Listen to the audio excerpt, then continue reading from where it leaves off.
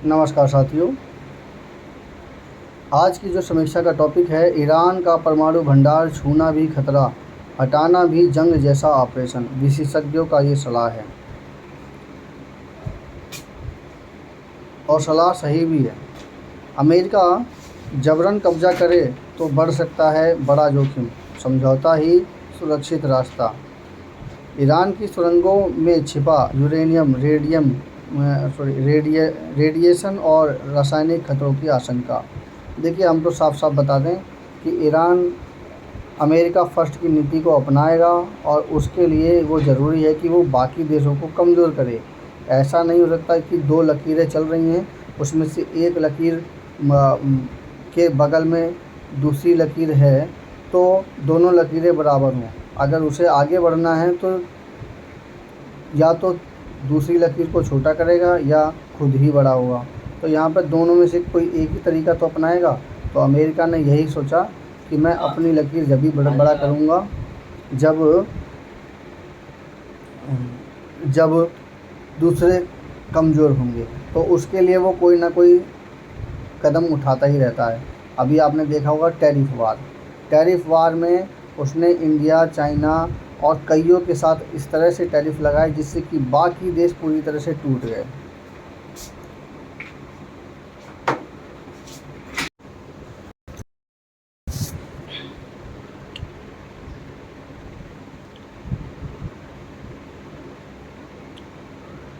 Iran के परमाणु कार्यक्रम को लेकर तनाव के बीच सबसे बड़ा सवाल यह है कि अगर अमेरिका सैन्य बल के जरिए ईरान के समृद्ध यूरेनियम भंडार पर कब्जा करना चाहे तो क्या होगा।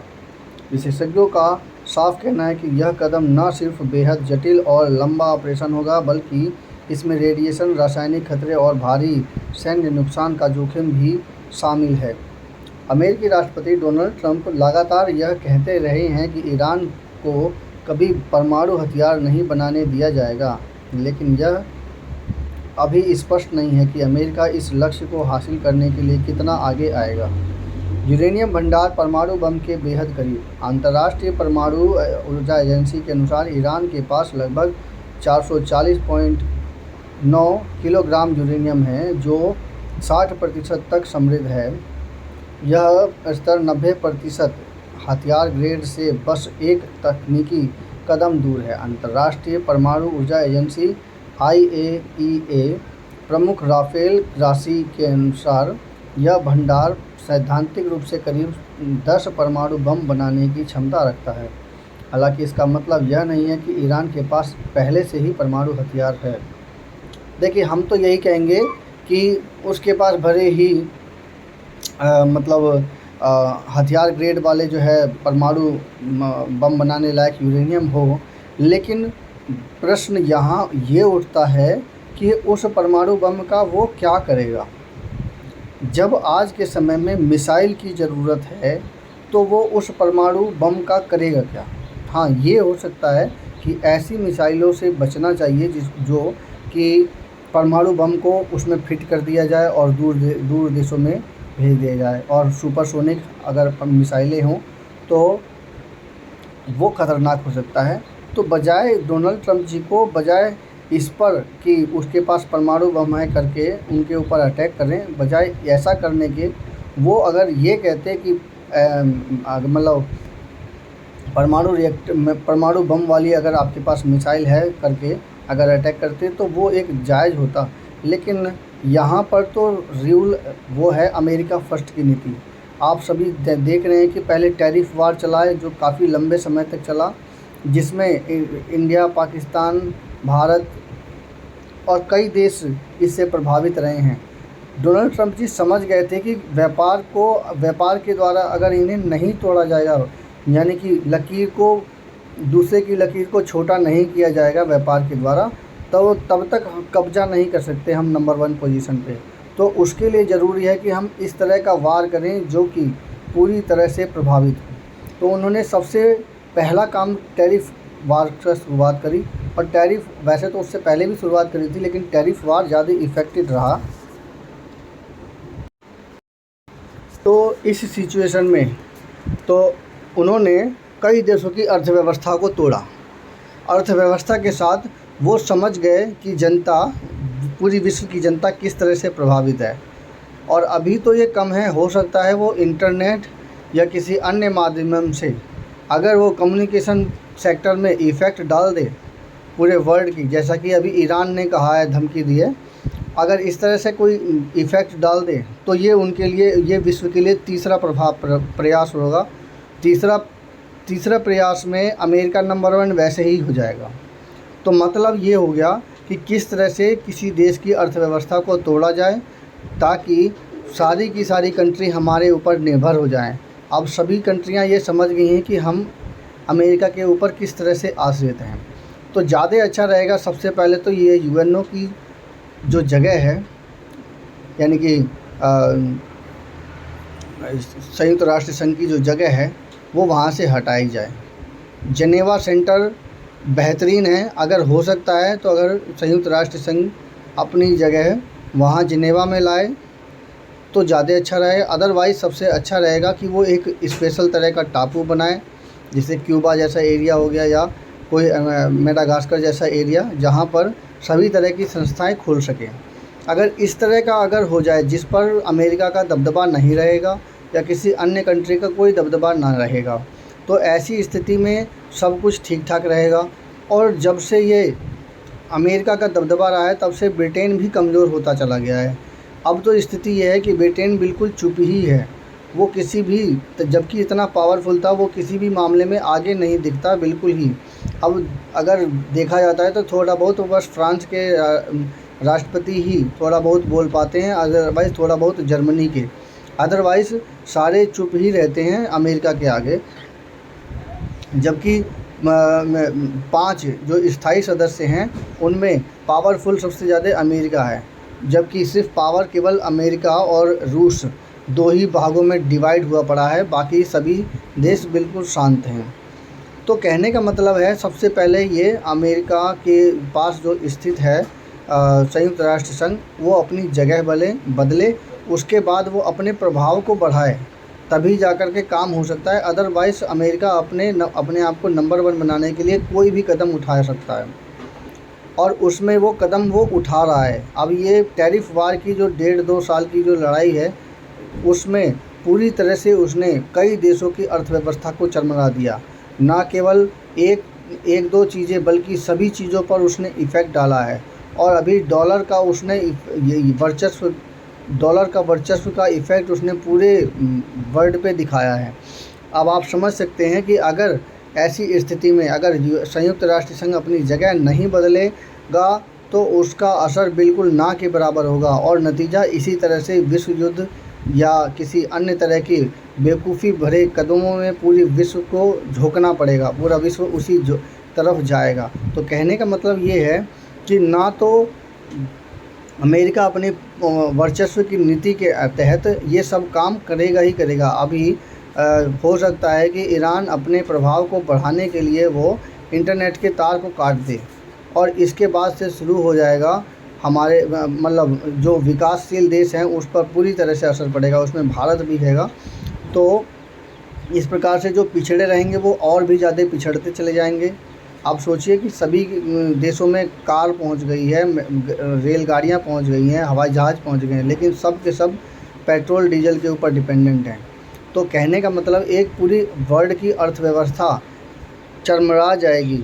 ऐसी स्थिति में अमेरिका वर्चस्व की नीति अपनाएगा, क्योंकि वो इसी तरह के एक्टिविटी करेगा। आप सोचिए कि जब तुलसी गवार्ड जी ने उन्हें ये बताया था कि ये ईरान की स्थिति ठीक है और ऐसा उसके पास कोई भी परमाणु हथियार नहीं है, तो इसके बावजूद भी डोनाल्ड ट्रंप जी ने उनके ऊपर ईरान के ऊपर अटैक किया, और वो भी उस समय अटैक किया जब बातचीत चल रही थी। बातचीत चलने के दौरान उन्हें अटैक किया, तो मतलब ये एक तरह का अपना वर्चस्व दिखाना है। उनका मकसद ही यही था कि वो वर्चस्व दिखाएं, और वर्चस्व इसी वजह से दिखाया जाता है कि अपनी लकीर को बड़ा किया जाए। तो किस प्रकार से बड़ा किया जाए, तो यहाँ पे अंतर्राष्ट्रीय परमाणु ऊर्जा एजेंसी IAEA प्रमुख राफेल ग्रासी के अनुसार यह भंडार सैद्धांतिक रूप से करीब 10 परमाणु बम बनाने की क्षमता रखता है। हालांकि इसका मतलब यह नहीं कि ईरान के पास पहले से ही परमाणु हथियार मौजूद हैं। सुरंगों में छिपा परमाणु भंडार। IAEA निरीक्षकों को जून 2025 के बाद से उच्च समृद्ध यूरेनियम के भंडार की पुष्टि करने का मौका नहीं मिल पाया है, क्योंकि अमेरिकी और इजरायली हमलों के बाद निगरानी व्यवस्था बाधित हो गई है। रिपोर्ट के अनुसार करीब 200 किलोग्राम यूरेनियम इस्फहान के पास स्थित परमाणु परिसर की सुरंगों में छिपा हो सकता है।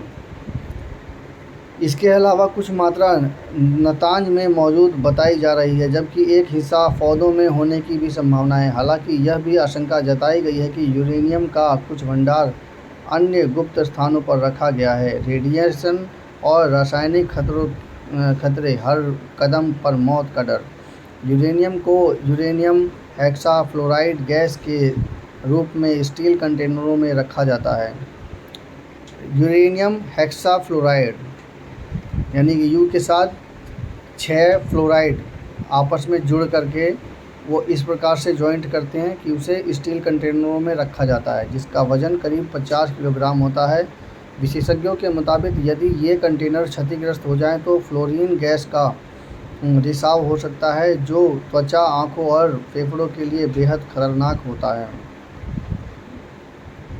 ऐसी स्थिति में किसी भी ऑपरेशन के दौरान सैनिकों को विशेष सूट पहनना अनिवार्य होगा। साथ ही कंटेनरों को एक दूसरे से सुरक्षित दूरी पर रखना होगा। देखिए, ये पेपर में आ सकता है कि ये जो यूरेनियम में कैसे इनकी सुरक्षा की जाए और वो किस प्रकार के रेडिएशन होते हैं, ये पेपर में आ सकता है। यूरेनियम को यूरेनियम हेक्साफ्लोराइड गैस के रूप में स्टील कंटेनरों में रखा जाता है, ये पेपर में आ सकता है। और इसका जो वज़न है वो 50 किलोग्राम होता है। और अगर वो रिसाव होता है तो उसमें तब क्या होता है, तो फ्लोरीन गैस का रिसाव हो जाता है ऐसी स्थिति में, जो कि त्वचा, आँखों और फेफड़ों के लिए बेहद खतरनाक है। पेपर में आ सकता है ये क्वेश्चन, और 101% कंपटीशन के क्वेश्चनों में आएगा, ताकि किसी तरह की खतरनाक परमाणु प्रक्रिया पर जोखिम ना बने। विशेषज्ञों के अनुसार यदि अमेरिका ज़मीनी स्तर पर कार्रवाई करता है तो यह बेहद जटिल और जोखिम भरा मिशन होगा। इसके करीब 1000 सैनिकों की ज़रूरत पड़ सकती है। भारी मशीनरी को हेलीकॉप्टर के जरिए लाना होगा और सुरंगों तक पहुंचने के लिए ये खुदाई करनी पड़ेगी। तो 1000 सैनिकों की ज़रूरत पड़ सकती है। भारी मशीनरी को हेलीकॉप्टर के जरिए लाना होगा। धोखा, जाल और छिपे खतरे। विशेषज्ञों का मानना है कि इस पूरे ऑपरेशन में कई जटिल चुनौतियां सामने आ सकती हैं। असली और नकली कंटेनरों में फ़र्क करना मुश्किल होगा, जबकि सुरंगों में जाल, बूबी ट्रैप लगाए जाने की आशंका भी है। साथ ही यह माना जा रहा है कि ईरान ने ऐसे किसी ऑपरेशन को कठिन बनाने के लिए पहले से ही पूरी तैयारी कर रखी होगी। ऐसी हालत में विशेषज्ञ बेहतर विकल्प के तौर पर कूटनीतिक रास्ता सुझाते हैं। उनके मुताबिक सबसे सुरक्षित तरीका यह होगा कि पहले ईरान के साथ समझौता किया जाए और फिर यूरेनियम को सुरक्षित तरीके से बाहर निकाला जाए।